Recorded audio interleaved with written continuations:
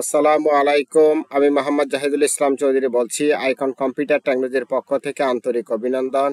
আজকে আমি অত্যন্ত একটি গুরুত্বপূর্ণ টপিকস নিয়ে আলোচনা করব, সেটা হচ্ছে মাইক্রোসফট পাওয়ার পয়েন্ট পরিচিতি। আমরা ইতিমধ্যে মাইক্রোসফট ওয়ার্ডের পরিচিতি পর্ব দেখেছি। মাইক্রোসফট ওয়ার্ডের সাথে পাওয়ার পয়েন্টের কিছু জিনিস মিল আছে, তো যাক, আবার কিছু জিনিস একেবারে মিল নাই। এখানে close button, maximize button, minimize button এগুলো আমরা আগে দেখেছি। যেমন ক্লোজ বাটন দিলে অ্যাপ্লিকেশন ক্লোজ হয়ে যাবে। ম্যাক্সিমাইজ এরপরে এখানে বড় ছোট হবে, ম্যাক্সিমাইজে ক্লিক করলে। মিনিমাইজ এটা সংকুচিত হয়ে যাবে। এখানে যদি আমি ক্লিক করি আবার বড় হবে।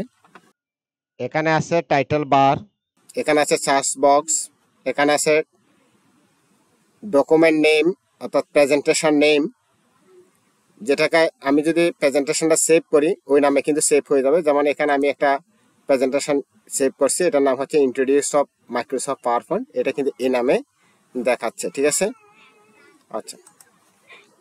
এখানে আছে কাস্টমাইজ কুইক অ্যাক্সেস টুলবার। আচ্ছা, এরপর আছে এখানে বিভিন্ন ধরনের ট্যাব, এখানে বিভিন্ন ধরনের ট্যাব আছে। আবার এখানে যদি আমি এখন ক্লিক করি লোলারে, দুই দিকে কিন্তু লোলার বা স্কেল দেখাবে। এদিকে হরিজন্টালি লোলার দেখাবে আর এখানে ভার্টিক্যালি লোলার দেখাবে। ঠিক আছে, আচ্ছা। এরপরে এখানে আছে, আমি যদি নিউ স্লাইডে ক্লিক করি এখানে অনেকগুলো স্লাইড দেখাবে।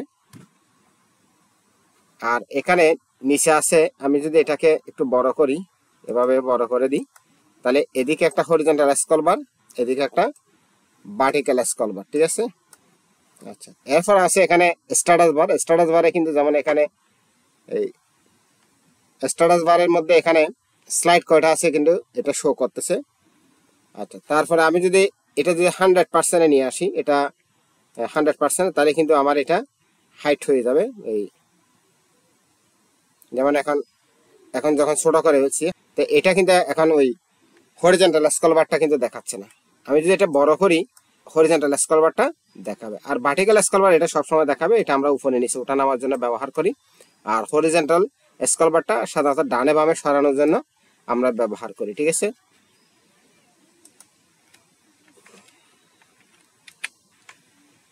যেমন এখানে আমরা দেখতে পাচ্ছি, এখানে যেমন আছে এগুলা, এই সবগুলো মিলে হচ্ছে রিবন।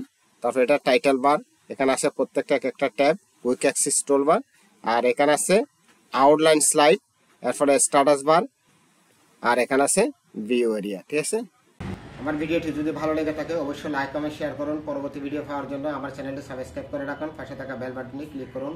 সবাইকে ধন্যবাদ। আসসালামু আলাইকুম।